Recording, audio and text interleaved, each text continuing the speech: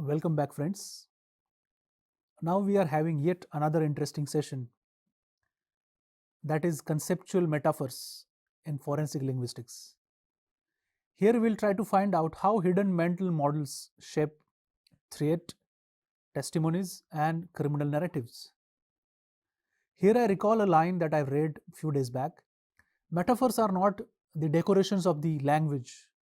In fact, they are the safest hiding places for intent. No doubt, friends, in our day to day life, we try to use so many metaphors. You may come across many people frequently using metaphors because they believe that through metaphors they can communicate, express their feelings in a better way. Every human being has some selected or some kind of choice based metaphors that he uses in day to day life. But as a beauty of language, it might be considered differently. When it comes to forensic linguistics, here we want to find out how we can deal with these metaphors and how can we analyze. Friends, it is true that people reveal their mental worlds not through direct statements, but sometimes through metaphors. When someone says, I am drowning, they are not into water, we know that. They are simply overwhelmed or suppressed. When a threatener says, your world will be burnt, that does not mean that actual fire will be there, but that amounts to mapping of violence into emotional or psychological conflict. Metaphors are not ornaments. In fact, they are cognitive blueprints. They carry the hidden message that the sender wants to give you. They show us how a person interprets themselves, others, and the situation they are in. It's more of descriptive and narrating in nature. Let's understand what are conceptual metaphors then. Conceptual metaphors structures are our thinking. We map our experience, the source domain, into another. It's like lifting a set of emotions and putting into an altogether new language domain. For example, argument is like war. Now, this phrase leads to attack their point or defend your stand. Or taken another example, life is a journey. Here it leads to moving forward or being stuck. In forensic linguistics, these metaphor systems reveal how offenders perceive aggression, power, guilt, conflict, or control. Because the choice of metaphor decides what kind of emotional intensity a person wants to put further. Why conceptual metaphors matter in criminal and legal context? If this is the question, then let's answer it. Friends, metaphors expose the internal state of mind. They reveal how a threatener mentally frames violence, how a victim conceptualizes the trauma, how a fraudster conceptualizes persuasion, how an extremist conceptualizes ideology. Courts care about mindset, motive, and intention because that is what very much important while establishing the evidence. So metaphors offer a window into these unseen dimensions. So metaphors that escalate the threats, let's analyze it. Threatful texts often rely on metaphors that magnify the violence. For example, fire metaphor, burn everything, ignite the chaos, etc. War metaphors, now the battle begins, I will strike. Predator metaphors, I am hunting, you are the prey, etc. Destruction metaphors, I will tear it down, I will eliminate, I will finish it, etc. These metaphors are not random, they reflect cognitive commitment to violent framing. Let's take case example, a threatful letter revealing an explosive metaphor system. In an anonymized bomb threat case, the suspect used fire and explosion metaphors frequently. Pressure building, spark it off, detonate your piece, everything will burst upon. This metaphor system indicates not just violent intent, but identification with explosive imagery. Investigators later found the suspect consumed extremist content using similar metaphors daily. His linguistic system matched with the cognitive world. Friends, now let's understand how metaphors used by victims to express their pain, chaos, and fragmentation. Victims of trauma often use metaphors that reflect emotional fragmentation. That's quite understandable. For example, I feel broken, everything is foggy, I froze, time stopped, my world collapsed. These metaphors are powerful indicators of psychological state. Courts often misunderstand trauma narratives as inconsistent because it lacks that consistency. But metaphor analysis helps explain why trauma disrupts linear recall and how victims express overwhelming experiences indirectly.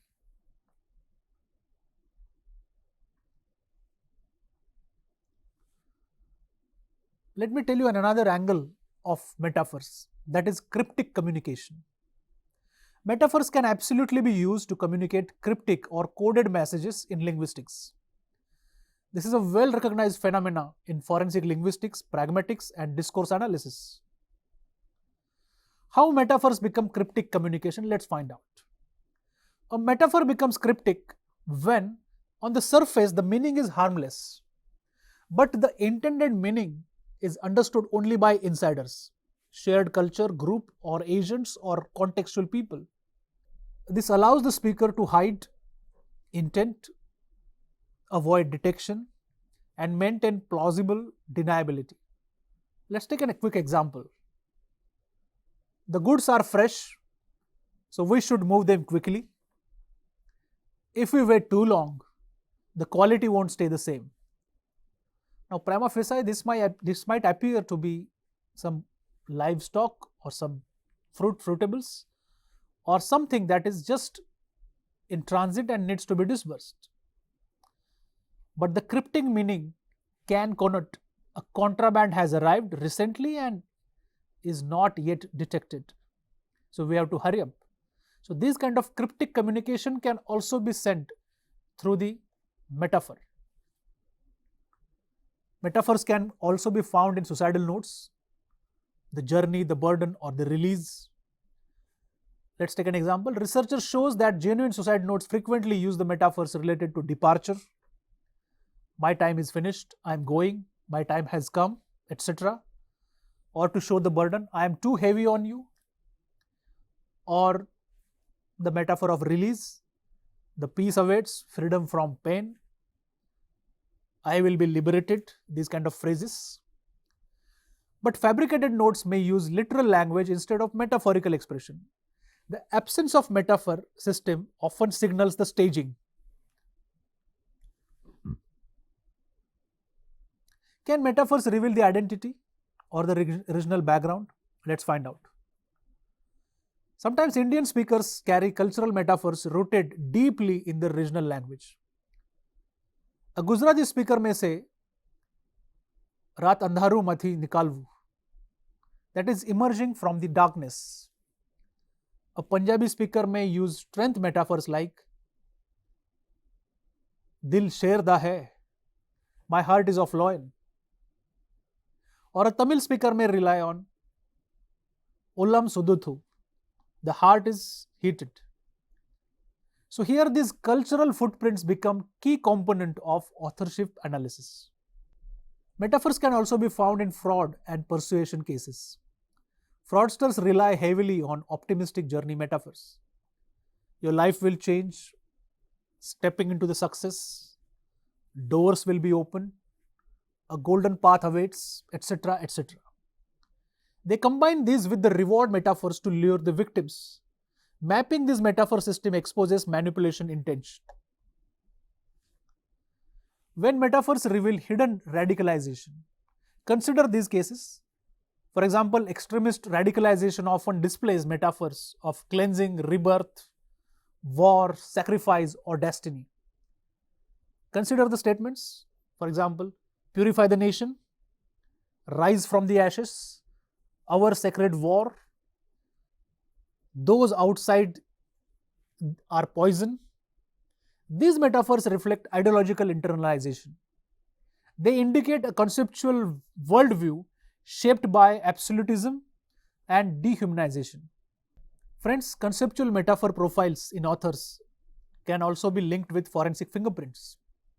Every individual has preferred metaphor system. You, me, everyone. Some speak through journey metaphors, others through the battle metaphors, and others through darkness or light metaphors. These preferences remain stable across time. This stability helps link anonymous text to known writing samples. Conceptual metaphors therefore become an authorship signature. Of course, ethical considerations are important. Metaphors must be interpreted cautiously. Not every metaphor indicates harmful intent. Sometimes religious metaphors can also be used. Sometimes it reflects cultural idiom, humor, or emotional intensity.